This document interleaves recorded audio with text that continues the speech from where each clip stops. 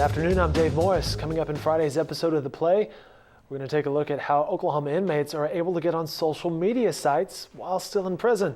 And some big-name coaches are in the hot seat. But first, a showdown in the nation's capital.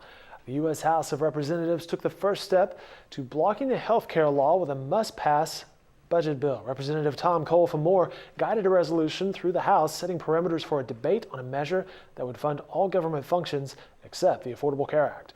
Our man in Washington, D.C., Chris Castile, will have more on Saturday about the latest on this bill and the potential stalemate. Oklahoma inmates are smuggling cell phones into state prisons.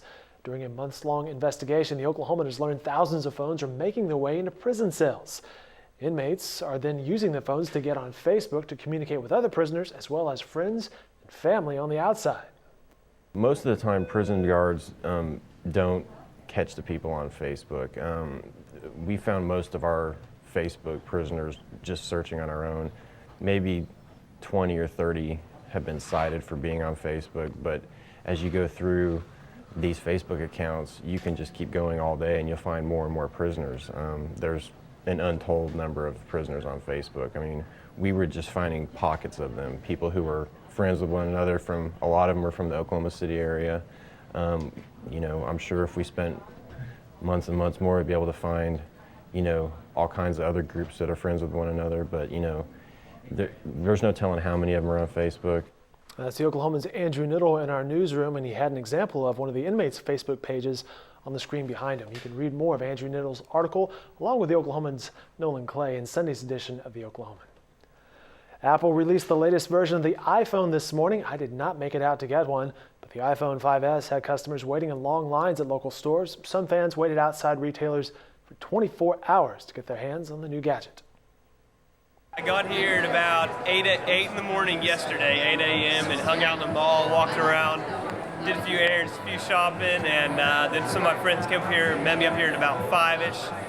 We hung out, and then they kick you out of the mall at 9 o'clock when the mall closes, so we went across and slept in our cars for a little bit at 50 Pin Place and came back over to the Mag store, I guess, at 3 a.m., and they ended up letting us back in, so we got to come back in and get in line.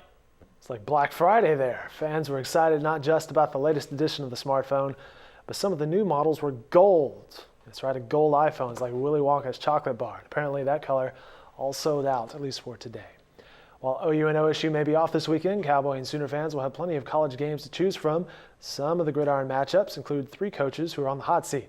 Texas coach Mack Brown, USC coach Lane Kiffin, and Nebraska coach Bo Pelini will be front and center when their teams take the field. Our Jenny Carlson and Barry Schrammel gave their predictions on some of the matchups during our Press Row We Pick'em segment.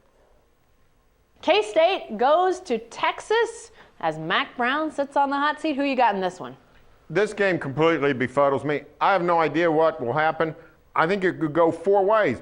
I think you could. That's impossible. Only two teams playing and one's going to win. K-State could win a close one. Texas could win a close one.